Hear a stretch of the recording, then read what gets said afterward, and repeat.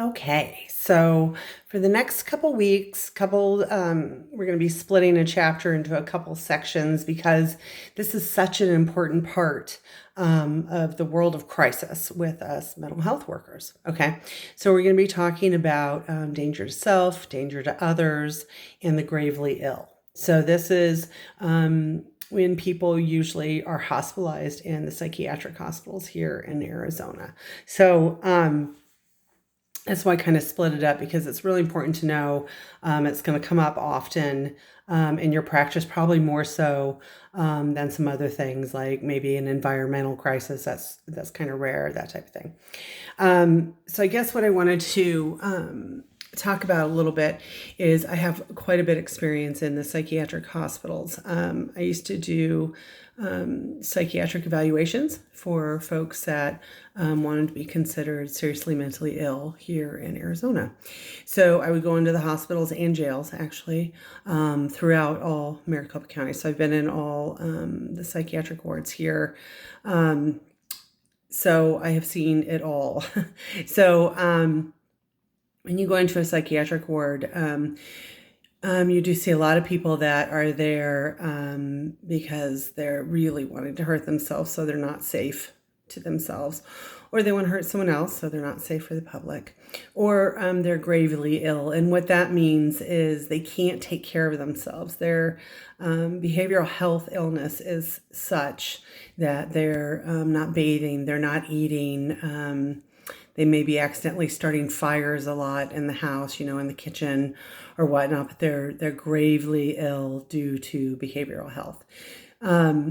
So, and remember, that's our focus is about behavioral health. So there are other things when people have disabilities or chronic illness or age where they need help taking care of themselves, but that's not a behavioral health issue, right? That's a medical issue. So we're talking about the behavioral health piece. Okay.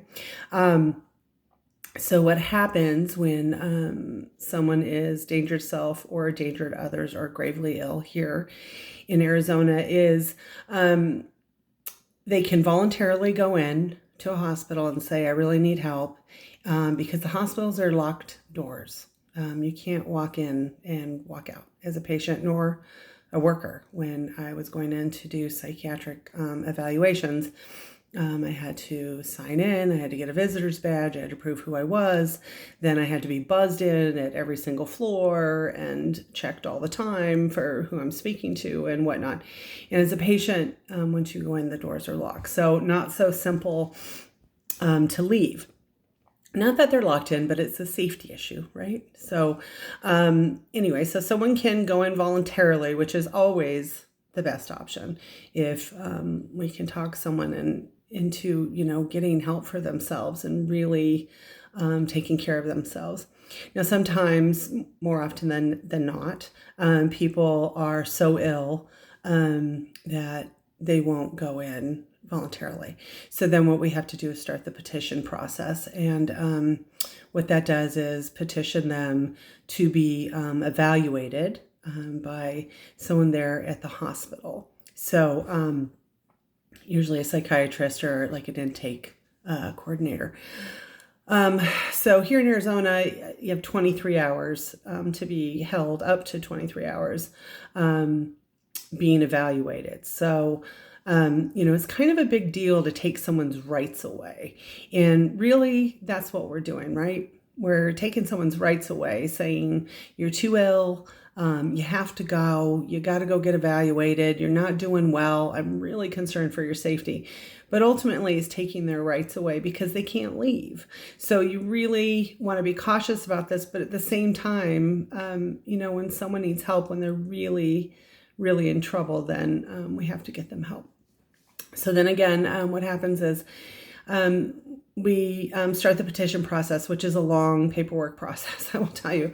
You usually need 3 witnesses saying why someone needs help to be psychiatrically evaluated.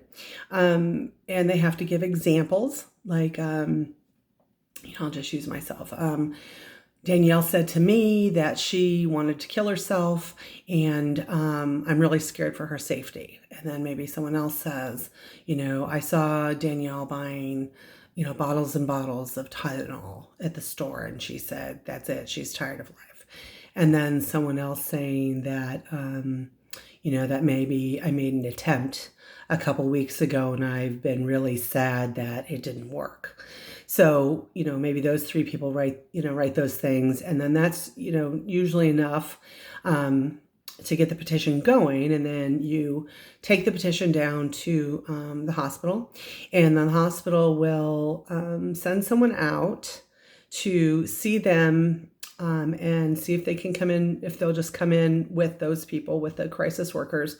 And if not, then the police come and will say, come with me. You don't have to be arrested. You don't have to be handcuffed. All these people are concerned with you, with what is happening with you. Please come with us. And if they say no, then they are handcuffed and taken. So again, it's not a pretty process, but super important, super important. We want to try to prevent suicide. Most people that I've worked that have attempted suicide and did not complete are grateful. They might not be right away, I will be honest. But once they feel better, they're really grateful that someone intervened. So we need to remember that. Okay.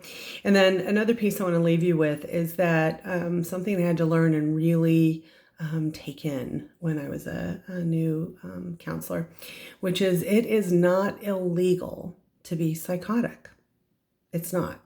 So what we're talking about again is danger to self, danger to others. So you're threatening to harm other people, or gravely ill. Like you are really, your behavioral health is in the way and you're not caring for yourself, and, you're losing weight and, doing all kinds of stuff. Okay. But that's different than just, being psychotic, right? So if I'm hearing voices, and I'm on the street and I'm telling everybody about the voices I'm hearing, that's not illegal, and it's not petitionable. Because again, being psychotic is not illegal, which is a good thing. That is a good thing. I know that we've probably seen people out on the streets that we think, oh my gosh, I wish they would get help, but it's their right to get help or not get help. Okay. It only becomes a legal issue where you look into taking their rights away, again, if they're a danger to self, danger to others, or gravely ill. So super important that you understand the difference with that, okay? It used to be, I think it's the 70s, where they turned that law around that you did not have to, that you could be psychotic, I should say, I'll say it that way. You could be psychotic and it's not illegal, and they let everyone out of the mental illness hospitals, and they should have, because it's not, as long as you're not harming others or harming yourself, then it's okay. So I know that that's a hard concept to grasp, especially when you see someone suffering, with mental illness, but it is their right to get help or not get help. And there are ways to help, and maybe we'll go further into that somewhere in this class or maybe another class. So there are other ways we can help people that are suffering, but not a danger to self or others, because you will also run into those people. So, okay. So I wanted to at least give you, a little heads up on what we're going to be looking at over the next couple weeks, and help you get a, clear understanding on the process. Okay. Talk soon.